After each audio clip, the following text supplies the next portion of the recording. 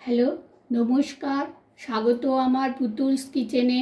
আজকে দেখো আমি এই ছোট ছোট আম এইগুলো আমি নিয়ে একটুখানি একদম সিজনের প্রথমেই আমি ভাবলাম একটুখানি আমের চাটনি করি।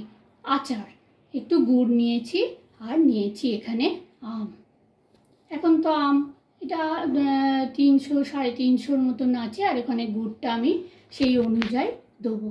আর এখানে আমি একটু মশলা বানিয়ে রেখেছি, লঙ্কা দিয়েছি, শুকনো লঙ্কা একটা দিয়েছি, আর ধনে আছে সব 1 টেবিল স্পুন করে ধনে, জিরে, মৌরি আর একটা শুকনো লঙ্কা আছে। এইগুলো দিয়ে আমি একটু মশলাটা প্রথমে ভেজে রেখেছি।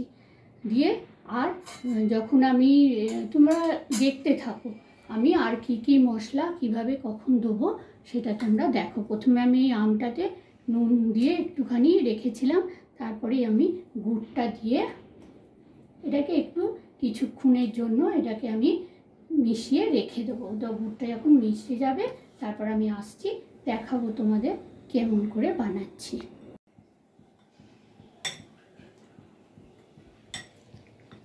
দেখো এবার আমি যে গুড়টা এইভাবে আমি সব আমগুলোর সাথে মিশিয়ে নিয়ে এবার আমি কড়াটা জেলে দিয়েছি, দিয়ে কড়ার মধ্যে এইভাবে দিয়ে দিলাম। এটা একটু গুড়ের সঙ্গে একদম সেদ্ধ হয়ে যাবে। অল্প একটু সেদ্ধ হওয়ার পর আমি এমনি তো নুন লাগিয়েছিলাম আমগুলো, আবার একটুখানি এবার ওই যেগুলো ব্ল্যাক সল্ট হয় ওই একটু দিয়ে দেবো।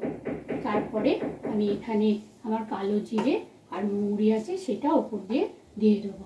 দেখতে থাকো তোমরা, আমি এটা একটু যখন মিশে যাবে তখন আমি সেগুলো দেবো।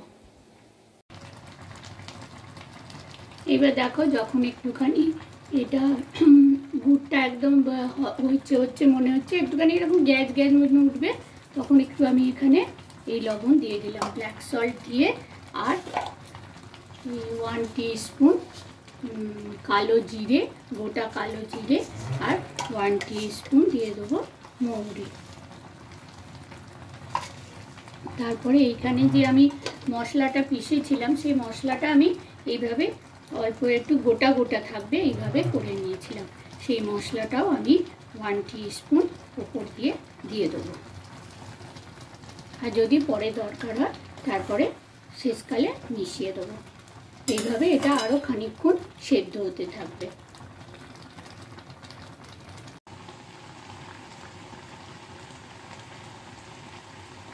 দেখো এবারে এই যে আচারটা আমি এইখানে ফেলে দেখছি যে আচারটা এরকম ছড়িয়ে গেছে।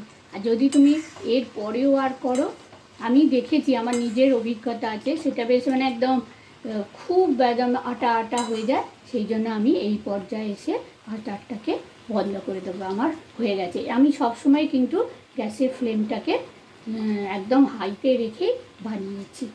তোমরা আমার চ্যানেল পুতুলস কিচেন একটু সাবস্ক্রাইব করো, দেখো কেমন লাগছে, আমার পাশে থেকো। চলো, থ্যাংক ইউ।